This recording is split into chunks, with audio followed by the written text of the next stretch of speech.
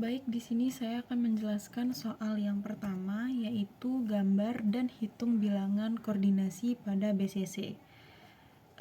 Di soal nomor 1 ini ada 3 poin penilaian. Yang pertama yaitu bentuk kubus dari BCC-nya. Yang kedua, jumlah atom pada BCC.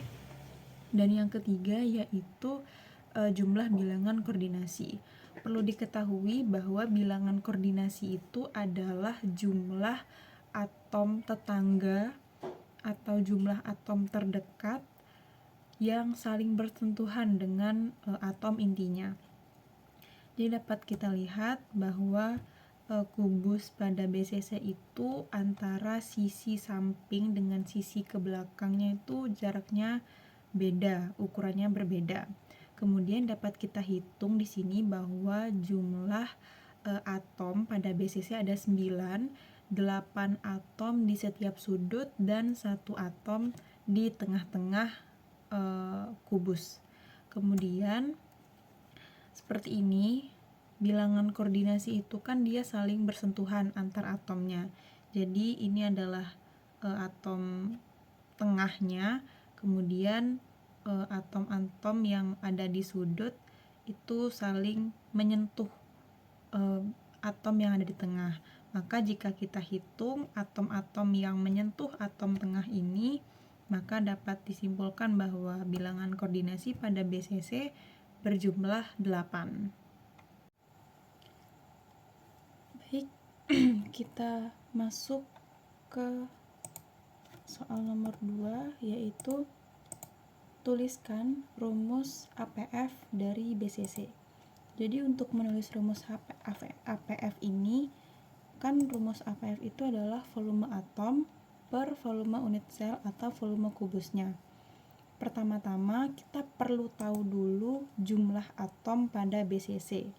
Jadi seperti yang kita lihat bahwa di setiap sudut BCC ada 8 buah atom, jadi 8 sudut ada 8 atom yang volumenya adalah 1/8. Kemudian di tengah-tengah BCC, di tengah-tengah atom BCC ini memiliki 1 buah atom yang volumenya full. Jadi 1/8 dikali 8 atom ditambah 1 atom full, jadi atom BCC ini memiliki 2 atom full, 2 atom yang volumenya full. Kemudian kita perlu tahu yang kedua, yaitu volume unit selnya atau volume kubus. Jadi ketika kita lihat di sini bahwa atom BCC itu dia membentuk segitiga. Garis hijau 4R itu adalah diagonal ruang, kemudian garis merah itu adalah diagonal sisi, dan garis biru adalah panjang sisi dari kubusnya. Di sini kita sebut panjang sisinya adalah A, kemudian untuk diagonal sisi itu adalah D, dan untuk garis hijaunya yang kita cari itu adalah 4R. Jadi untuk informasi bahwa diagonal sisi dari kubus itu dapat kita cari dengan mudah, yaitu dengan mengalihkan panjang sisinya dengan akar 2. Jadi kita gambar kurang lebih seperti ini.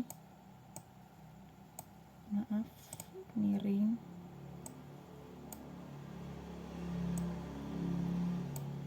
Jadi ini adalah atom, ini atom, dan ini atom. Seperti yang ada pada gambar ya, ada 3 buah atom. Ini di tengah atom full, yang di sini itu ada 1/8, di sini juga 1/8. Jadi ini adalah D yang garis bawah atau sama dengan A akar 2. Kemudian yang tegak atau vertikal ini adalah panjang sisi atau A-nya. Kemudian untuk 4R ini kan garis 4R. Ini kenapa disebut 4R? Karena ini ada jari-jari, ini satu buah lingkaran kan ada 2 buah jari-jari, kemudian ini juga jari-jari. Jadi itulah kenapa ini disebut dengan 4R. Nah, kita kan sudah tahu bahwa D ini adalah A akar 2. Terus garis vertikal ini adalah A. Kita cari nilai dari 4R-nya untuk kita tahu nilai A-nya. Jadi kita cari dengan rumus Pythagoras, 4R kuadrat sama dengan A kuadrat ditambah A akar 2 kuadrat. Di sini tetap A kuadrat ditambah A akar 2 kuadrat itu sama dengan 2A kuadrat. Kemudian ini tetap 4R kuadrat. A kuadrat ditambah 2A kuadrat adalah 3A kuadrat. Kemudian untuk menghilangkan pangkat kuadrat ini jadi 4R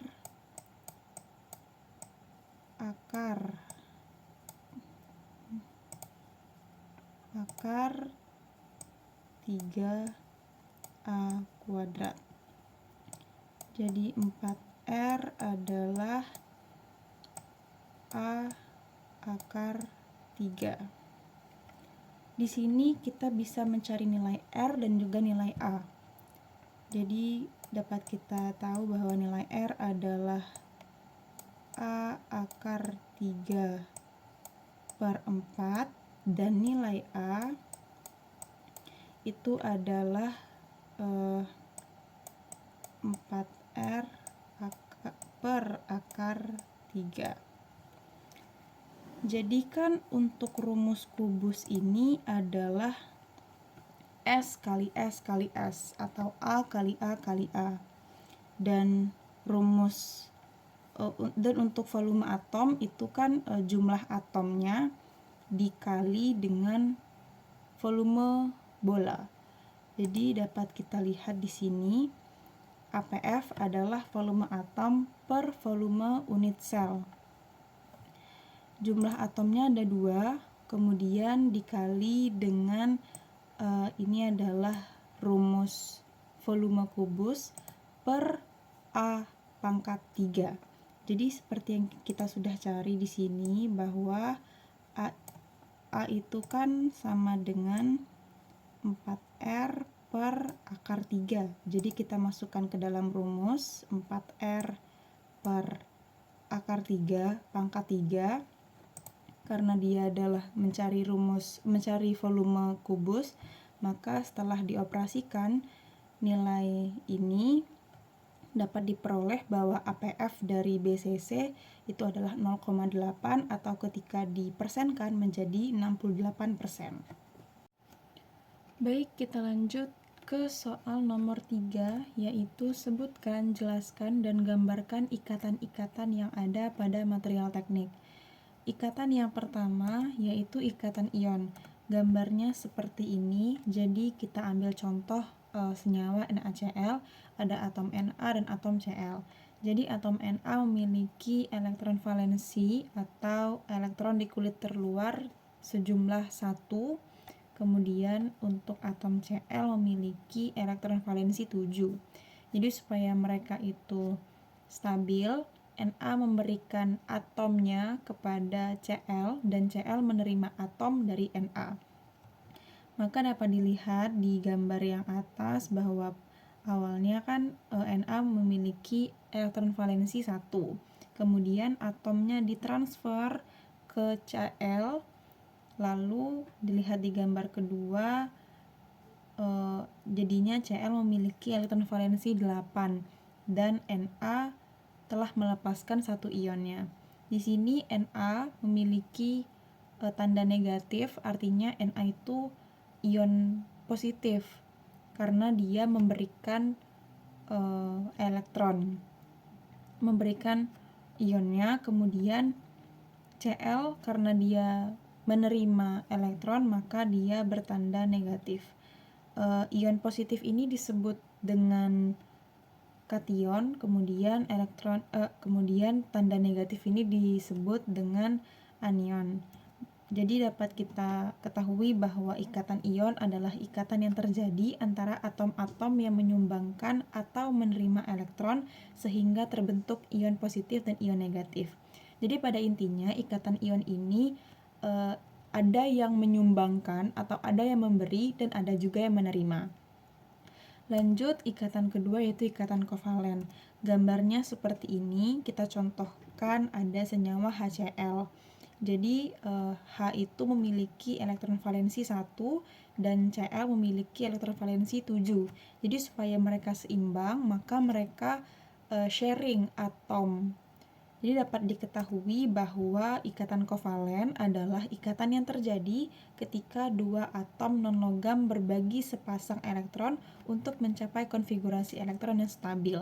Jadi pada intinya, ikatan kovalen ini adalah ikatan sharing atau saling berbagi atom.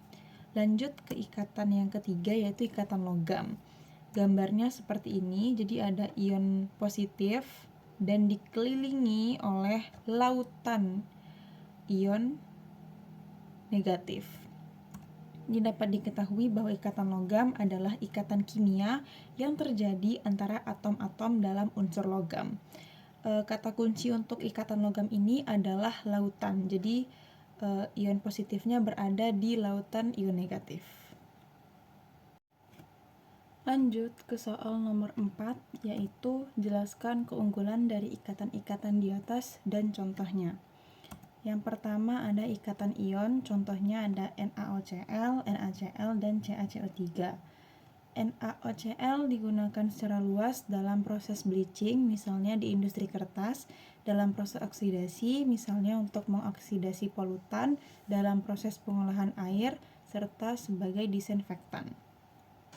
Ada NaCl yang dapat digunakan sebagai infus, pembersih luka, pengencer dahak, dan garam dapur. Kemudian ada CaCO3 yang keunggulannya yaitu menjadi suplemen untuk meningkatkan kadar kalsium dalam tubuh. Kemudian untuk ikatan kovalen, contohnya ada SO2 dan N2. Keunggulan dari SO2 yaitu sebagai pelarut yang luar biasa untuk sintesis kimia. Kemudian untuk N2, keunggulannya dengan tingkat kemurnian berkisar antara 95-99%. N2 atau gas nitrogen dapat berguna dalam industri minyak dan gas untuk mengurangi risiko kebakaran dan ledakan dalam proses terkait. Kemudian untuk ikatan logam, contohnya ada Na, Al. Na itu adalah natrium, kemudian Al aluminium, Fe ada besi, K kalium, Ag itu perak. Jadi keunggulannya dari ikatan logam itu dapat ditempa, dipipihkan, dan dibentuk tanpa hancur. Jadi ketika dipukul-pukul menggunakan palu tidak hancur seperti kaca, seperti itu.